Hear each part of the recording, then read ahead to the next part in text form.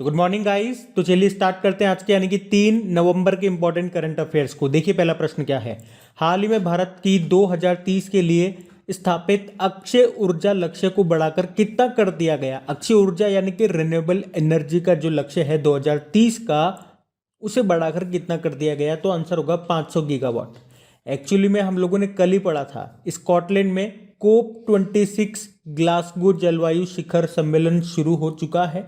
तो वहां पे मोदी जी गए और वहां पे उन्होंने क्या कहा कि भारत का जो 2030 का अक्षय ऊर्जा का लक्ष्य है वो कितना है। अभी तक कितना था, 450 गीगावाट था।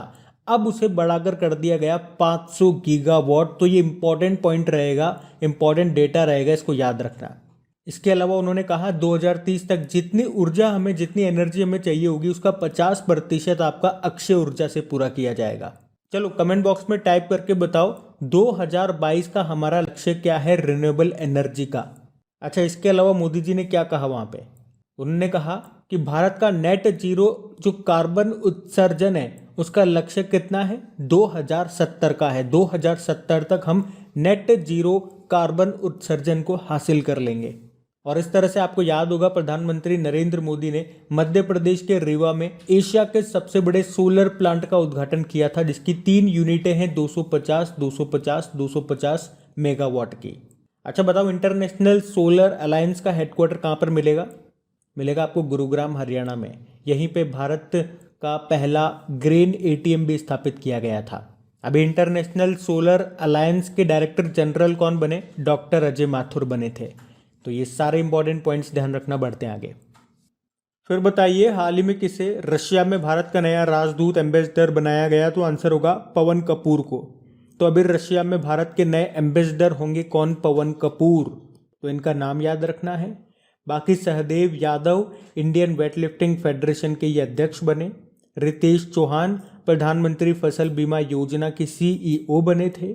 सज्जन जिंदल वैसे तो JSW स्टील के ये मैनेजिंग डायरेक्टर हैं, लेकिन अभी वर्ल्ड स्टील एसोसिएशन के ये अध्यक्ष बने। देखो बात रशिया की है तो ये रहा मैप में रशिया। कैपिटल इसकी मॉस्को है, करेंसी है रूबल, प्रेसिडेंट है व्लादिमीर पुतिन। रशिया की संसद को क्या कहते हैं, ड्यूमा कहते हैं। दुनिया का पहला तैरता हुआ न्यूक्लियर पावर प्लांट ये रशिया ने बनाया था, जिसका नाम था अकाडेमिक लोमोनोसोन। अभी आपको याद होगा रशिया ने पहली बार परमाणु पनडुब्बी से हाइपरसोनिक मिसाइल का भी सफल परीक्षण किया था, जिसका नाम क्या है मिसाइल का, जिरकॉन। अंतरराष्ट्रीय सैन्य तकनीकी फोरम यानी कि इंटरनेशनल मिलिट्री टेक्निकल फोरम, जिसका नाम है आर्मी 2021, इसका भी आयोजन अभी रशिया में किया गया था, रशिया के मॉस्को में।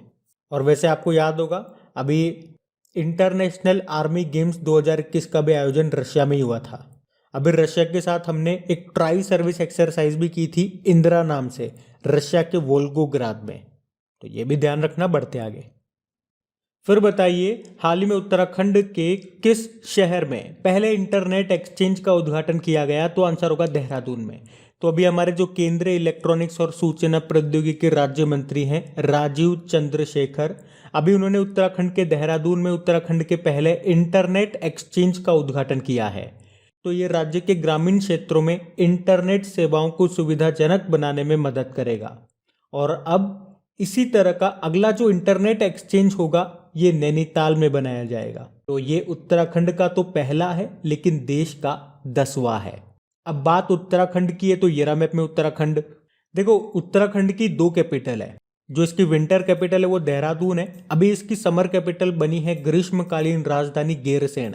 मुख्यमंत्री पुष्कर सिंह धामी बने। गवर्नर नए बन गए, उनका नाम क्या है, गुरमीत सिंह है। नए चीफ जस्टिस बने हैं राघवेंद्र सिंह चौहान। अभी आपको याद होगा देश का पहला एरोमेटिक गार्डन, जिसको कहेंगे आप सुरभि वाटिका, इसका उद्घाटन भी किया गया था उत्तराखंड में, उत्तराखंड के हल्द्वानी में। उसके अलावा उत्तर भारत के सबसे बड़े पामेटम का उद्घाटन भी किया गया था उत्तराखंड के हल्द्वानी में। पामेटम मतलब जिस स्थान पे पाम के पेड़, पाम ट्री उगाए जाते हैं। अभी भारत की सबसे बड़ी ओपन एयर फर्नरी भी खुली थी उत्तराखंड के रानीखेत में। फर्न क्या होता है, बिना फूल वाला पौधे को कहते हैं फर्न। अभी भारत का सबसे अधिक ऊंचाई वाला हर्बल गार्डन का उद्घाटन भी किया गया था उत्तराखंड में। उत्तर भारत का पहला आर्किड संरक्षण केंद्र भी खोला गया उत्तराखंड के चमोली जिले में। अभी भूकंप अलर्ट एप्लीकेशन को लॉन्च करने वाला पहला राज्य आपका उत्तराखंड ही बना था, और इस एप्लीकेशन को किसने बनाया? आईआईटी रुड़की ने। भारत का पहला फॉरेस्ट हीलिंग सेंटर ये उत्तराखंड के रानीखेत में खुला। रानीखेत में आपको याद होगा हमने उज्बेकिस्तान के साथ एक एक्सरसाइज किया था इस साल, कौन सा? Dust league 2। अभी उत्तराखंड ने ही बेरोजगार युवाओं के लिए होप पोर्टल लॉन्च किया था। उत्तराखंड की पुलिस ने मिशन हौसला शुरू किया था। घरों की पहचान चैली का नाम योजना शुरू की थी। वात्सल्य योजना यहाँ पे शुरू हुई थी। और भारत का पहला क्रिप्टोगेमिक गार्डन कहाँ पे स्थापित किया गया? उत्तराखंड के देहरादून में। अभी उत्तराखंड में एक दिन के लिए मुख्यमंत्री कौन बनी थी? सृष्टि गोस्वामी। भारत का पहला पॉलिनेटर पार्क ये कहाँ पे बना? उत्तराखंड में। भारत का पहला मोस गार्डन कहाँ पे विकसित किया गया? उत्तराखंड के नैनीताल जिले में। और याद रखना उत्तराखंड में मनाया जाता है हरेला उत्सव, और हरेली उत्सव पूछेंगे तो वो छत्तीसगढ़ में होता है। बाकी बताओ, भारत का पहला लाइकेन पार्क कवक उद्यान ये भी बना है उत्तराखंड के पिथौरागढ़ के मुनस्यारी में। उत्तराखंड ने ही बुजुर्गों के लिए पंचवटी योजना शुरू की थी। यहाँ पे आपको 2 टाइगर रिजर्व मिल जाएंगे, राजाजी टाइगर रिजर्व और जिम कॉर्बेट टाइगर रिजर्व। उसके अलावा कृषि भूमि को पट्टे यानी कि लीज पर देने वाला पहला राज्य आपका उत्तराखंड है। सबसे ऊंचा, भारत का सबसे ऊंचा डैम आपको यहीं पे मिलेगा, टिहरी डैम। किस नदी पे मिलेगा? भागीरथी नदी पर। तो ये सारे इंपॉर्टेंट पॉइंट्स मैंने आपको एक साथ बता दिए उत्तराखंड से, इनको याद रखना। बढ़ते हैं, फिर बताइए अभी हाल ही में किस राज्य ने मुख्यमंत्री युवा संबल योजना 2021 के तहत हर दिन 4 घंटे की इंटर्नशिप से गुजरना अनिवार्य कर दिया? तो आंसर होगा राजस्थान ने। तो अभी राजस्थान सरकार ने राज्य में बेरोजगार युवाओं के लिए 2022 में मुख्यमंत्री युवा संबल योजना 2021 के तहत भत्ता प्राप्त करने के लिए 3 महीने के लिए हर दिन 4 घंटे की इंटर्नशिप करना अनिवार्य कर दिया है। अगर वो ऐसा करेंगे तभी उन्हें भत्ता मिलेगा। वैसे इस योजना में पुरुषों को कितना भत्ता मिलता है? तो आंसर होगा 4,000 रुपए। अब बात यहाँ पे राजस्थान की है, तो ये रहा मैप में राजस्थान। देखो, राजस्थान की कैपिटल जयपुर है, जिसको पिंक सिटी भी कहा जाता है, और अभी इसको वर्ल्ड हेरिटेज साइट का दर्जा भी मिला था। और अभी यहीं से आपको याद होगा भारत का तो दूसरा और विश्व का तीसरा सबसे बड़ा क्रिकेट स्टेडियम बनेगा जयपुर में। वैसे राजस्थान दिवस हम मनाते हैं 30 मार्च को। अभी इसके मुख्यमंत्री कौन है? अशोक गहलोत हैं। गवर्नर इसके नए बन गए हैं। कौन? जो अभी तक त्रिपुरा के थे, अखिल कुरैशी, और यहाँ के कहाँ चले गए? त्रिपुरा में चले गए। इनके पहले गवर्नर कौन थे? कलराज मिश्र। आपको याद होगा कलराज मिश्र ने अभी एक बुक लिखी थी। चलो इस बुक का नाम बताइए आप कमेंट बॉक्स में टाइप करके, क्या नाम है? बाकी भारत का पहला अटल सामुदायिक नवाचार केंद्र शुरू हुआ ये जयपुर में ही। अभी राजस्थान ने प्रशासन शहरों के संघ और प्रशासन गांव के संघ अभियान शुरू किया था। अभी राजस्थान की सूजत मेहंदी को जीआई टैग मिला था। उसके अलावा सभी को स्वास्थ्य बीमा उपलब्ध कराने वाला भारत का पहला राज्य राजस्थान है। उस योजना का नाम है चिरंजीवी योजना। अभी आपको याद होगा सौर ऊर्जा स्थापित क्षमता में पहले स्थान पर रहा था राजस्थान। और अभी आपको याद होगा भारतमाला परियोजना के तहत देश में पहली इमरजेंसी एयर स्ट्रिप का उद्घाटन किया गया था राजस्थान के बाड़मेर में। मतलब यहाँ पे बना है वायुसेना के लिए देश का पहला air strip national highway 925A पर, ये भी याद रख लो। उसके अलावा बुजुर्गों के लिए जीवन का गुणवत्ता सूचकांक जिसे प्रधानमंत्री आर्थिक सलाहकार परिषद ने जारी किया था, उसकी बात करेंगे। तो देखो 5 मिलियन से ज़्यादा आबादी में बात करोगे तो राजस्थान टॉप पे है, जबकि 5 मिलियन से कम आबादी में बात करोगे तो हिमाचल प्रदेश टॉप में है। बाकी अभी राजस्थान सरकार ने ही मिशन निर्यातक बनो शुरू किया था, और जीनोम सीक्वेंसिंग की सुविधा शुरू करने वाला देश का पहला राज्य आपका राजस्थान ही है। राजस्थान का तो चौथा और देश का 52वां टाइगर रिजर्व बना था रामगढ़ विषधारी अभयारण्य, जो आपको मिलेगा बूंदी में। उसके अलावा जैव ईंधन नीति को लागू करने वाला पहला राज्य भी राजस्थान है। राजस्थान में कितनी रामसर साइट है? 2 हैं, एक तो है सांबर लेक और एक है केवलादेव नेशनल पार्क। वैसे देश में टोटल हो गई है 46। याद होगा आपको देश का पहला कृषि आधारित सौर ऊर्जा संयंत्र ये किस राज्य में शुरू हुआ था? राजस्थान में। उसके अलावा यहीं पे मुख्यमंत्री किसान मित्र ऊर्जा योजना भी शुरू हुई थी। मुख्यमंत्री अनुप्रति कोचिंग योजना शुरू हुई थी। यहाँ का राजकीय पशु है चिंकारा और ऊंट। राजकीय पक्षी है गोडावन, जिसे ग्रेट इंडियन बस्टर्ड बोलते हो। राजकीय पुष्प है रोहिड़ा का और राजकीय वृक्ष है खेचड़ी का। तो ये सारे पॉइंट्स ध्यान रखना। अच्छा बताइए, हाल ही में किसके लिए एक अभियान है हर घर दस्तक, इसको शुरू किया गया? तो आंसर होगा कोविड-19 टीका के लिए। तो अभी 1 नवंबर को टीकाकरण अभियान को गति देने के उद्देश्य से एक मेगा टीकाकरण अभियान शुरू किया गया। क्या नाम है? हर घर दस्तक। तो इस अभियान के तहत सभी राज्यों में स्वास्थ्य कार्यकर्ता क्या करेंगे, घर घर जाकर के दूसरी खुराक के लिए पात्र लोगों को और उन सभी लोगों का टीकाकरण करेंगे जिन्होंने अभी पहली खुराक भी नहीं ली है। चलो बताओ आप, तो देश में टीकाकरण अभियान कब शुरू हुआ था? 16 जनवरी 2021 को। और पहला टीका किसे लगा था? सफाई कर्मचारी मनीष कुमार को। बढ़ते हैं आगे। अच्छा बताइए, अभी हाल ही में एप्पल फेस्टिवल 2021 का उद्घाटन ये कहाँ पे किया गया? तो आंसर होगा जम्मू कश्मीर में। तो हमारे जो कृषि मंत्री हैं कौन? नरेंद्र सिंह तोमर। और जम्मू कश्मीर के जो उपराज्यपाल है, लेफ्टिनेंट गवर्नर है मनोज सिन्हा, इन्होंने जम्मू कश्मीर के श्रीनगर में पहली बार एप्पल फेस्टिवल का उद्घाटन किया। तो इस तरह से ये सेब उत्पादकों और अन्य हितधारकों को एक बेहतर मंच प्रदान करेगा। अब बात जम्मू कश्मीर की है, तो ये रहा मैप में जम्मू कश्मीर। हमने कहा इसके लेफ्टिनेंट गवर्नर कौन है? मनोज सिन्हा है। बाकी हमने कल ही पढ़ा था कि कश्मीर की डल झील को अपना पहला ओपन एयर फ्लोटिंग थिएटर मिला है। अभी जम्मू कश्मीर के उधमपुर में पर्यटन गांव परियोजना शुरू की गई थी। यहीं पे एक ग्राम पंचायत एक डिजिपे सखी नाम से एक मिशन लॉन्च किया गया था। ग्रामीण महिला उद्यमियों के लिए साथ नाम से एक पहल शुरू की गई थी। बुनकरों के लिए कारखंडर योजना शुरू की गई थी। प्रूफ एप्लीकेशन लॉन्च की गई थी। प्रूफ का मतलब हो गया photographic record of on site facility. यहीं पे ही बंगस आवाम मेला लगा था। खीर भवानी मेला भी यहीं पे लगता है। हौसला योजना शुरू हुई थी यहाँ पे महिलाओं की आर्थिक स्थिति को मजबूत करने के लिए।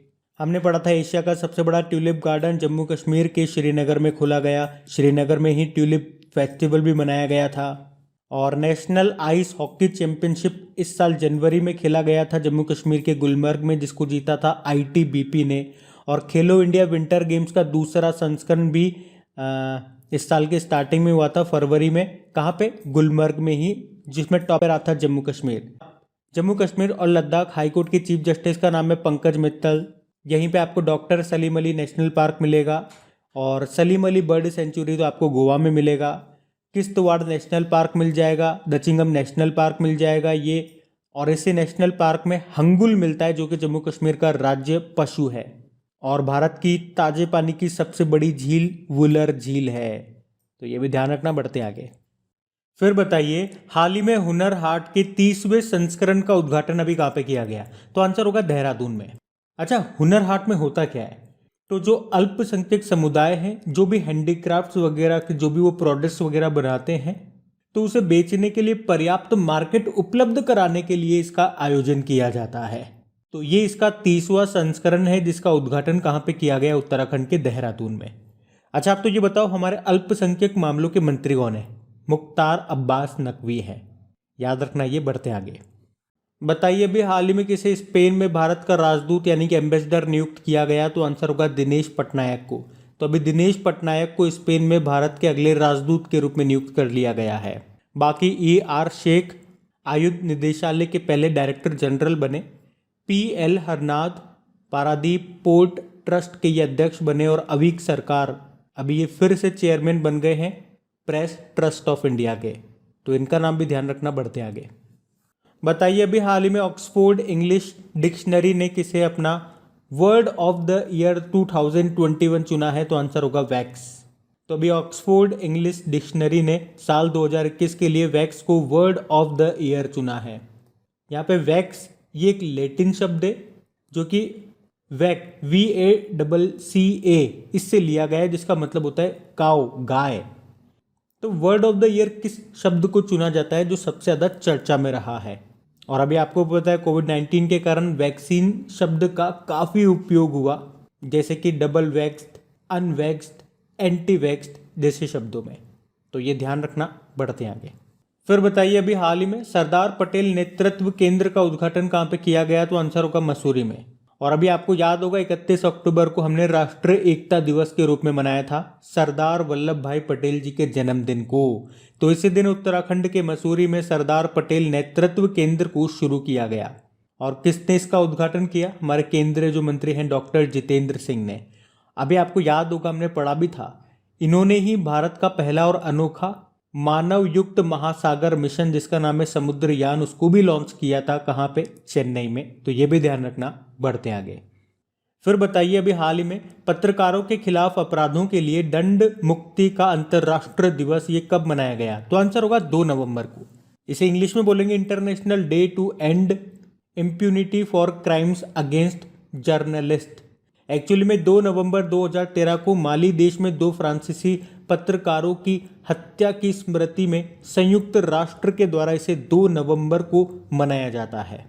और इसी तरह से आपको याद होगा अंतर्राष्ट्रीय पत्रकारिता स्वतंत्रता दिवस भी होता है, वर्ल्ड प्रेस फ्रीडम डे, वो 3 मई को मनाते हैं। और बताओ, वर्ल्ड प्रेस फ्रीडम इंडेक्स जो आया था उसमें भारत 142 नंबर पे था और टॉप पे नॉर्वे था। और उस इंडेक्स को जारी कौन करता है? Reporters without border. अभी 1 नवंबर को हमने वर्ल्ड वेगन डे के रूप में मनाया था। तो अब बात करेंगे कल की वीडियो में पूछे गए प्रश्न के उत्तर की। तो बताइए, अभी हाल ही में किसे WHO के महानिदेशक के रूप में पुनः नियुक्त किया गया है? तो आंसर होगा टेड्रोस अधानोम को। आप सभी ने प्रश्न का बिल्कुल सही उत्तर दिया है। और गाइज, अगर सेशन अच्छा लगा है तो लाइक करके इसे अपने दोस्तों के साथ में शेयर जरूर कीजिएगा। और अगर आप में से कोई इस वीडियो को वेरी फर्स्ट टाइम देख रहे हैं तो आपको बता दूं, 2021 में टॉपिक वाइज करंट अफेयर्स जो भी आपके बने, जितने भी क्वेश्चन है, उनका क्विज बना करके आपकी क्रेक एग्जाम एप्लीकेशन में अपलोड किया जा रहा है। वैसे इन सभी क्वेश्चन का भी क्विज आपको वहाँ पे मिल जाएगा। इसकी PDF भी आप वहीं से डाउनलोड कर सकते हैं। Thank you guys.